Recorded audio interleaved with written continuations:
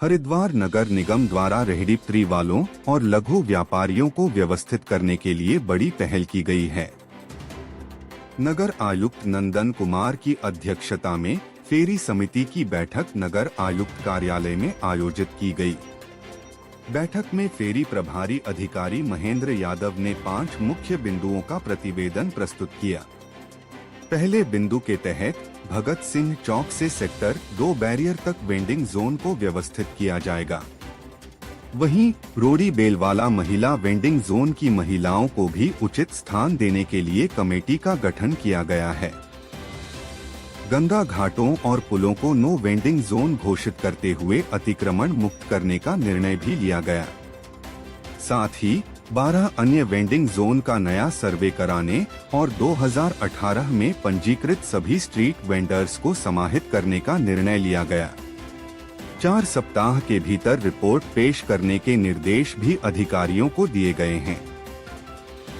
TVC की बड़ी महत्वपूर्ण बैठक थी और मैं समझता हूं नंदन कुमार जी ने जब से चार्ज संभाला है, ये प्रथम रूप से आज बैठक थी। बैठक में विशेष रूप से जो घाटों पर बिंदी चूड़ी माला बेचने वाली हमारी माताएं बहनें हैं, उनको कैसे विकल्प के रूप में समाहित किया जाए, उस पर विचार विमर्श किया गया।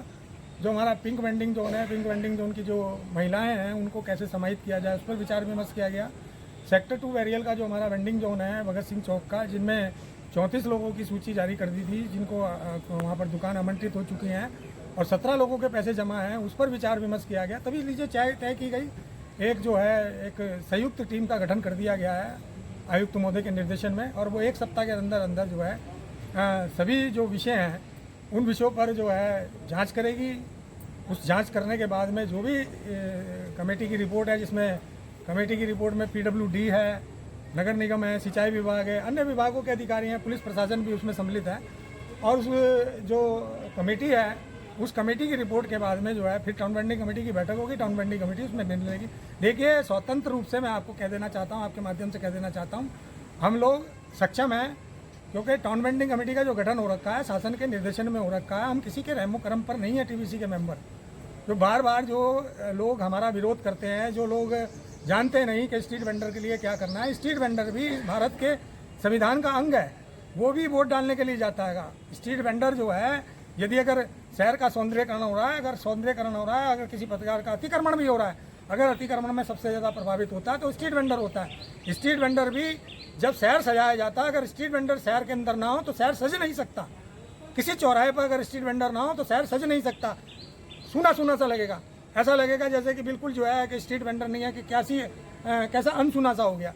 तो आज की तारीख में जो है भारत के यशस्वी प्रधानमंत्री लगातार स्ट्रीट वेंडर के लिए कदम उठाए हुए हैं। उन कदम को जो उठाए हुए हैं, जो योजना है भारत सरकार की, राज्य सरकार की स्ट्रीट वेंडर के लिए चल रही है, उसको क्रियान्वयन कराने पर आज उस पर विचार विमर्श किया गया। हम धन्यवाद देना चाहते हैं आदरणीय नंदन जी का, जिन्होंने बारीकी से सभी विषयों पर परिचर्चा करके और आगे का रोड मैप तैयार किया। धन्यवाद। टाउन वेंडिंग कमेटी की मीटिंग निरंतर होती रहती है। इसमें क्योंकि नगर निगम की भी भूमिका है, अन्य विभागों की भूमिका है, और जो वेंडर्स के प्रतिनिधि हैं वो लोग उपस्थित होते हैं, और जो वेंडर्स की समस्याएं हैं, चाहे वेंडिंग जोन को लेकर हो और अन्य संबंधित समस्याएं हैं, उस पर विचार विमर्श किया जाता है। उन्हीं बिंदुओं पर विचार विमर्श किया गया।